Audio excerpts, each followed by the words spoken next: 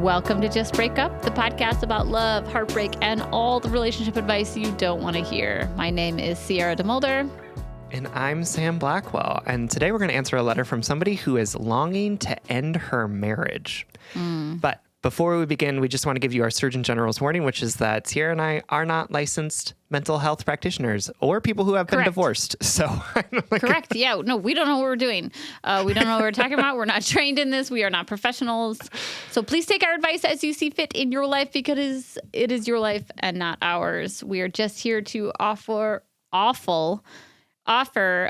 humble musings to hopefully shed some understanding and maybe some laughs about the incredibly rewarding but mostly confusing experience that is LERV. All right, I'm going to dive into... Oh, God. All right, I'm going to dive into today's question. Our letter writer is Bursting Heart, whose pronouns are she, her, who is writing to us from Limboville. Here is my pickle. I'm a nearly 40, yikes, a bit beyond your target audience, year-old cis woman who has been married to my spouse, she, her, for 5.5 years. Well, first of all, our target audience is anyone who will listen to us. That's 100% true. We are and not I am discerning. Closer to 40 than to not 40. Here we go. So true. So true. Okay. We began dating 9 years ago after a brief friendship and quickly got on the relationship escalator. In hindsight, I began as anxiously attached and in a lot of pain from a previous breakup and a cross-country move sparked by my loneliness to be home, and not because I was actually ready to leave the city I was living in. I had moved to another big city and was searching for someone to ease my pain, not aware of the self-deprecating ways in which I was living. Pretty immediately into our relationship, I had an intuition that the romantic partnership wasn't right for me. However, without the awareness of what I was feeling and with the ingrained habit of suppressing my emotions, not recognizing or communicating my own needs, and a longing for a partner, I pressed onward. We moved in after a year of dating and were engaged 6 months after that. At the 3-year mark, we moved out of state to a small queer-friendly town closer to my family because that's where I wanted to settle down. We bought a house because it was what I wanted. We got married because it was what I wanted, all while my intuition was still suppressed and would come up in months of conflict or self-awareness. Life was mostly good. We're best friends. We enjoy all the same activities, live really well together, and have 2 amazing cats. 3 months ago, I had an awakening that unlocked this suppressed intuition and broke me open. In a shitty turn of events, the impetus for this awakening was me telling a friend and former ex that I was still dealing with feelings of grief for us not having worked out. We had dated briefly before I moved cross country. I told my spouse pretty immediately what I had experienced and that I was confused and uncertain if I wanted to be in this marriage. Since the fall, we've started and ended couples therapy, not for the first time, spent a month in a trial separation, and had really honest conversations. Our relationship is one of deep companionship, but we also trigger each other, have conflicting attachment styles that we're becoming more and more aware of, and there has historically been a lack of vulnerability, honest communication, and emotional and physical intimacy. Basically, so many of my core needs have not been met. The problem is my soul is aching for a chance to be free and live as my authentic self, not in this marriage. I long to acknowledge that we're best friends, but that our marriage isn't working for me and to make the decisions led by my intuition. I just can't do it, though. I can't bring myself to leave or to say that it's over. I can't take away all that my partner wants, our marriage, our life together, our home. She most likely would move back to the big city if we're not together, and I can't bear to know that I am responsible for taking away her community, her career, and the life that she knows. I can't put my intuition back in a bottle, though. I can't undo the knowing that there is a love out there that feels whole and good. I am frozen by grief and sorrow for losing our life together and for hurting her so deeply. I've heard so many responses on your podcast that have resonated and applied to my situation, but I need to hear it straight in order to process how to move on with my life. How do I move forward? I have so much gratitude for your show and you both. Thank you for all that you do. All right, Bursting Heart, thank you so much for writing and trusting us with this question. The realization that our relationships aren't working in the way that we've been pretending that they work is a really hard one to have. And to feel like you have known this from the beginning and have been suppressing that knowledge adds this level of I should have known better type of thing, or, like, oh, this is all my fault. If I had said something at the beginning, this would have changed, or this wouldn't have been so bad. And that type of thinking is really, really normal, but also like can be really hard on us, right? The idea that it's all solely your responsibility to solve this problem, and it's also solely your responsibility that you're in this problem at all, puts a lot of pressure on you to do the right thing, to make sure that the other person doesn't get hurt. And what I see here is that you are really sort of taking a lot on. And I'm sorry that you feel that that's your responsibility. And I'm sorry that you feel like this is all yours to figure out.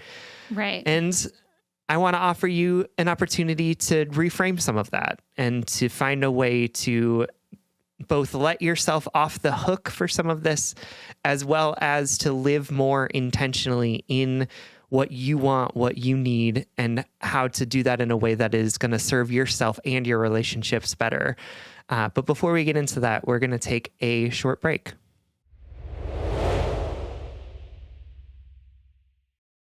All right, friends, welcome back. And thank you so much to Bursting Heart, our letter writer, for trusting us with this question. I think I was most drawn to your question because I think it's a great opportunity for us to review some really foundational and uncomfortable ideas, ideas that I struggle with to this day. Some of them include it's not dangerous to disappoint people, or you are allowed to leave a relationship because you don't want to be in it. That is enough of a reason. I think a lot of these ideas can get conflated into it's okay to be an asshole, and especially right. if you have an anxious attachment and you are a people pleaser or whatever it is, like it's really hard to tell the forest from the trees sort of things. Like it's hard to give yourself permission to hurt someone. Like that, the fundamental idea is it is okay to hurt someone. It's really hard to find that truth and at the same time not feel like you are a selfish asshole or not be like, I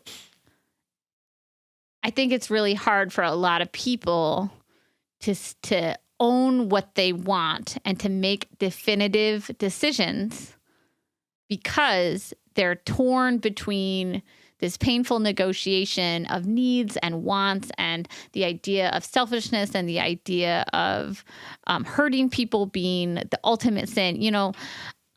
This is something that's really hard for me. This is something that has kept me in the limbo, kept me in the gray area of a relationship for months, years, because I felt like I couldn't say, I'm sorry, I don't want to be with you. Because that would be me becoming what the greatest thing I feared, which is something that is, something that hurts people, something that disappoints people, something that's undesirable or goes against someone's wishes. Like that was like really challenging these fundamental ideas about me. And I also thought naively that if I stayed in this limbo area, if I stayed in this gray area, I was somehow preventing harm because I wasn't pulling the trigger. Like if I never said to my, significant other at the time, I don't want to be with you, but instead just slowly let our relationship die in the gray area or waited until he says, I can't do this anymore. That somehow in my mind, I thought that was like lessening the harm that I could cause on someone. But let me say it clearly, like I know this is such a painful experience and it's painful for everyone involved, but you're not preventing any hurt or lessening any hurt by keeping this relationship in the gray area. You probably are just prolonging it because the way you're writing, and again, I don't know the ins and outs of your relationship, but the way that you're writing makes me feel as though you have decided something about this relationship, that it is no longer sustainable for your authentic self. You just don't feel like you have the permission or the right or the ability. Like you literally feel like you cannot leave it, right? And that's hard. That's a painful, painful place to be in. But it is a place that adds more pain and not prevents it. Mm-hmm. Yeah, absolutely. And I think that you are really feeling a lot of this, like, and if I do this, here will be the consequences, right? And those consequences are so bad, I could never, ever deal with them, right? Like, they're going to move out of my house. Our marriage is going to be over. She's going to move back to a different city. She's not going to be in the same place anymore. She's going to have to give up on the friendships that she's created here, right? And I want to say that, like, yeah, for sure. When marriages end, things are pretty disrupted, right? Absolutely. Like, for sure, people have to move out. Assets have to be divided. Friendships may change, right? People may move. There's a lot of stuff that happens. And none of that stuff is inherently life-threatening or dangerous, right? Like, none of that stuff is insurmountable in pursuit of you two being in relationship or relationships that serve you better than the one that you're currently in. And people get divorced all the time, right? Like, it is something that people do, that they survive, that they move through. And so instead of saying, oh, these terrible things would happen and those things could never happen, right? We could never get over it. I want you to instead shift your sort of thinking into radical honesty about this, right? If we get divorced, these things are going to happen. So what are we going to do in the reality of that, right? What choices am I going to make in the reality of the fact that this is going to be really disruptive in my life? What sort of values am I going to hold in order to do this in a way that feels authentic to what I want and treats this person that I love, even if I don't want to be with them, well? Because sitting in that radical honesty is going to be actually more effective in what your goal is, right? Which is to do this thing with the least amount of harm.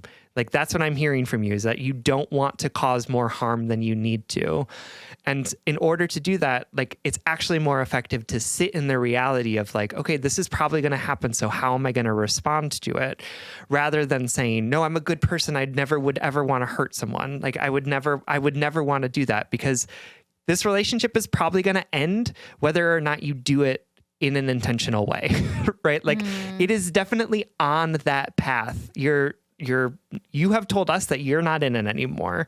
You have tried couples therapy. It's not working. You have taken a trial separation and you're like, this is better, right? Like, we are on this path to doing to this relationship ending. And the question for you is, do you want to do it in a way that is intentional, that is focused on what your goals and values are? Or do you want to do it in a way where you're sort of sitting in this denial, this like idea of, I could never do this, I could never make this happen, and let it happen to you and to your partner? Because from what you've told us, that feels inevitable. Maybe it doesn't. I'm not in your relationship. Maybe it feels like it could be salvaged. But at this moment, you're like, you're out of it, basically. You are mentally, spiritually, almost physically. You are out of this relationship.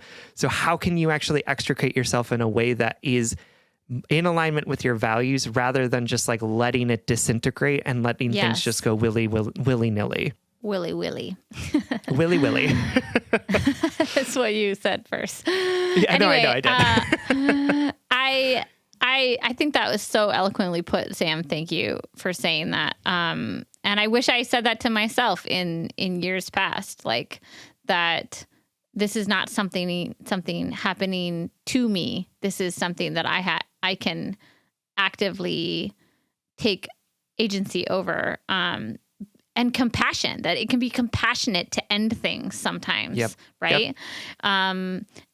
What's nice versus what's kind,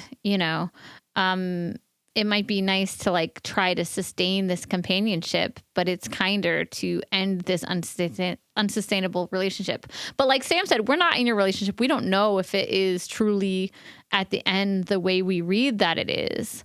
So just in case it's not, I also want to say like this awareness, this intuition that you say that you had, but you didn't listen to, and that it can't go back in the box. Like, it is possible to apply that intuition now in your life, in your current marriage. Like, I don't know what that would look like logistically, Sure. but, you know, you can always have a relationship can always be reconstructed. I know that it's really hard. I know that there are patterns, habits, history that we need to rewrite.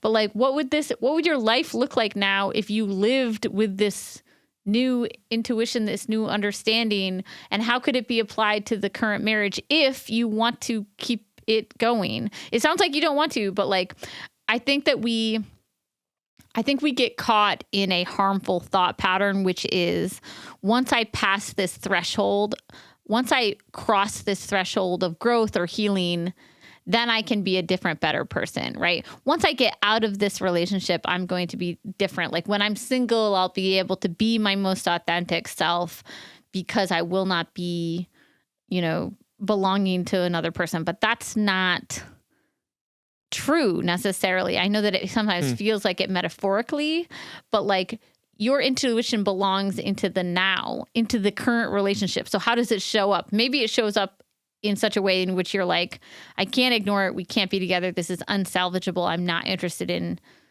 repairing this relationship. For sure. Yeah. And the idea that like this grief that you're experiencing for your ex and how they didn't work out, like can't happen also in relationship with someone else too, want to right? talk about Like that. they're Yeah. like, they don't have to be mutually exclusive, right? Like you can feel grief about relationships that didn't work and also be committed to your own relationship, right? Like that is also, Yes. I am I experiencing experience that. that all the time. I am that in walking in a human form right now. I'm chronically grieving past relationships and past versions of myself while really loving and choosing my current life. And if not loving sure. it, right? Because like we can't love our life all the time. If not loving it, choosing it, right? Like I choose to be here and I choose to recognize that just because I have grief and love for a past path that ended, that like diverged from my path and no longer walks alongside me, doesn't mean I can't like, I can feel all of those things at once, as you said. For sure. The one thing I want to just point out, because like y'all write in for the tough love. And so this is, it. you know, this is what you ordered. So let me deliver. I'm reading in between some of the lines here, particularly reading a specific verbatim line, which is that I know that there is a love out there that makes me feel whole and good.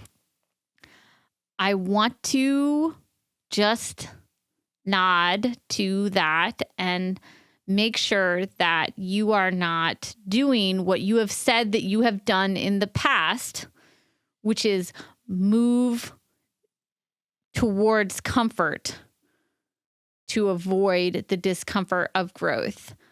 Sure. Because it is 100% possible and normal for us to be like, I'm in the wrong relationship, I should be in another one. I am not one to judge relationship hopping or whatever we want to call it, like leaving someone for someone else. I don't judge that. I think that's totally valid and happens in the most organic circumstances. And also, I know that we tend to romanticize the unknown or the unfulfilled because we're like, oh my God, it never reached its true potential.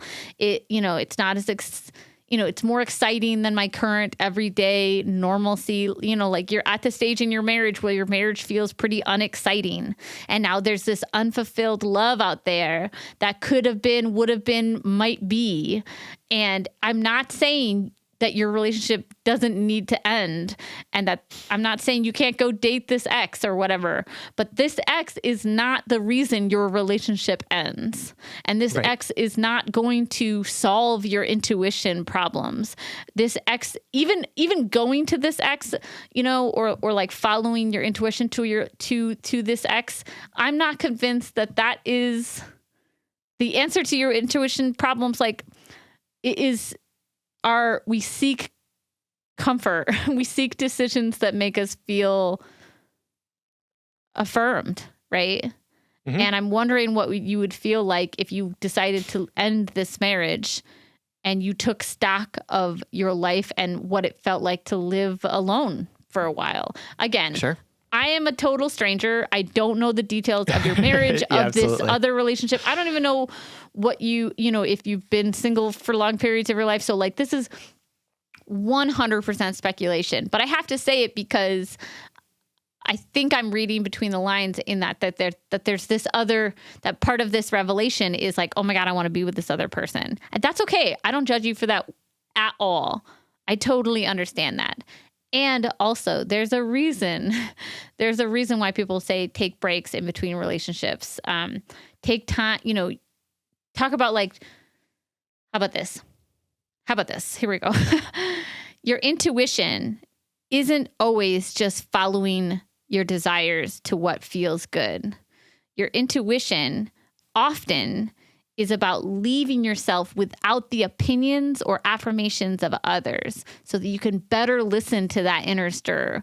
What do you want for yourself outside of other people? What do you want for your life outside of companionship, partnership, desire, right? Those things are all so important and are highly valued in my life. So I get it. None of this is anything that I don't understand. But if this is truly about this suppressed intuition, then I'm wondering what your intuition can tell you about your relationship with yourself, not to other people. Yeah, absolutely. And I think that sort of that element of suppressed intuition, I totally understand that, like, there's this feeling of, oh, I should have known, I should have listened to myself earlier, right? And I think that is definitely like a good thing for us to all take account of, right? Where are places where we are suppressing our wants, our needs, our desires in order to like fit into a particular box that we have assigned ourselves or that other people have assigned us. But I also want to not use that idea of your intuition is just telling you something as an excuse to not do the internal work of, where did this relationship become a place where I was not expressing my needs, my values, or my wants or desires? Where were the places where my partner didn't reflect well or didn't listen to the places that when I expressed myself, right? Because this idea that this like very clean story that you have, which is like totally understandable, but also like way too clean for the realities of life, is that, right? You knew early on and you just suppressed that instinct. And that's why this relationship is crumbling. But I don't think it's that. I think that for sure there were parts of you that squashed parts of you that needed something different. And my guess is that you expressed yourself in some ways and your spouse didn't respond well or tried to meet you halfway and you just didn't receive it in the right way, right? Like, this whole thing is much more complicated than just, I had an intuition that I suppressed.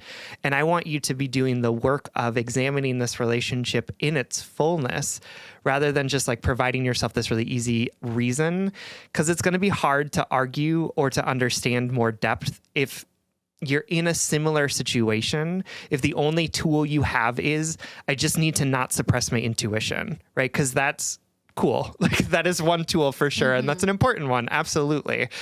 But there's a whole lot of other stuff that can happen here that is more encompassing of the complexities and realities of your relationship and how both of you functioned in it. And it's probably going to actually serve you better in extricating yourself from the situation, because then it's not just I fucked up and now I'm ruining this relationship that without my stupid suppressed intuition would have been amazing and beautiful and wonderful. Yes. Right? it was not functioning in a lot of different ways, and probably not just because you didn't listen to that intuition 9 months into your relationship, right? Like Yes. it is probably because of a whole bunch of different things, and being able to articulate those things for yourself and being able to understand those things as you are sort of figuring out how you want to extricate yourself from this situation or from this relationship, like that work is actually going to be much more fulfilling than just this like idea of I need to pay more attention to the voice that comes up in my head that something's wrong, because Yes. absolutely our intuitions are beautiful and wonderful and we need to be able to trust them.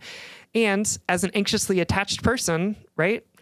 The voice in your head is probably telling you some things that may or may not be true, right? Like the voice in your head, the voice in your head right now. Yeah, the voice in your head right now is telling you that it is your fault for everything that has happened in this relationship, right? Yeah. I don't believe that. And I don't believe that the voice in your head should be telling you that. And I don't want you to believe it, because it is going to be much more healthy for you in this breakup and possibly in future relationships for you to have a much more nuanced understanding of what desire, what wants, what needs, what boundaries look like, besides just like one neat and tidy thing that affirms exactly what you need in that moment. Yes, I totally agree. All right, so we know this is really complicated. Let me just stress again that we're not in your body. We're not in your relationship. We don't know the inner workings of your marriage or your desires or your intuition or your history. But we really do want the best for you, and we want you to feel and move towards what feels right for you in this moment, and to do that with a sense of compassion for yourself. We hope that this helps, and thank you so much for writing. Absolutely. We love you so much. All right, everyone. That brings us to the blind date segment of our episode. This is when we try and set you up with something that we really like. This week, we want to send you home with. All right. So this is a wife blind date. It's a blind date. Not of from my wife, but from my wife. Yeah. Got it. It's called the 10% Happier podcast with Dan Harris. Dan Harris wrote a book that I think Willow reads a lot of like mindfulness books, books about Buddhism, mindfulness, meditation, things like that. And Dan Harris, like in the description of the podcast, says is a fidgety, skeptical journalist who had a panic attack on live national television, which led him to something he otherwise would never consider: meditation. So he wrote this book, 10% Happier, and the way that Willow describes this show is that they interview guests anywhere from, meditation teachers, top scientists, to random celebrities, anyone from the Dalai Lama to Brene Brown, etc. Scientists on, science-based techniques for mindfulness, productivity. And what Willow said about the show is that the host, Dan, is like a self-described anxious skeptic. So he is a great host because he asks a lot of questions. Yeah. He can often seem a little skeptical of things, but he's really open and really wants to grow, like we all do. And that she said that the show is very relatable. The topics are really approachable, like, what to do, when you feel like an imposter, or how to be honest with yourself, or I'm scrolling through and looking at it, like how to get over rejection, how to practice saying no, how to handle family drama. I've been looking for a new podcast because I'm sick of my audiobooks. So I'm going to dive into this weekend. But my wife has been really enjoying it. It's called the 10% Happier podcast with Dan Harris. I love it. Thank you, Willow. Thanks, babe. All right, everyone. Thank you so much for listening. If you want more content from us, or if you want ad-free episodes, you can support us on Patreon. If you support us on Patreon for as little as $5 a month, you'll get an additional bonus weekly episode, as well as access to all of our episodes without ads. That's patreon.com/justbreakuppod. You can slide into our DMs, send us your favorite relationship memes, but most importantly, you can submit your questions about all matters of the heart at justbreakuppod.com, which is also where you can find our merchandise. Please remember to like, follow, subscribe, give us a 5-star rating and a review. This literally keeps our mics on and helps us reach more brokenhearted souls who need two random strangers giving them relationship advice. Just Break Up is a production of Duvid Media, original music, recording, editing, producing, all magical things by our good friend Spencer Worth Davis. Make sure to check out his music on Spotify. And remember, sometimes our intuition leads us astray. Sometimes our desires and our wounds and our conditioning and our relationships lead us on paths that maybe don't really feel like ourselves in retrospect. That's okay. That's a part of life. It's a part of growing and better understanding yourself. Sometimes your intuition is just becoming better at being compassionate for yourself and the choices that you make. And if all else fails, just break up.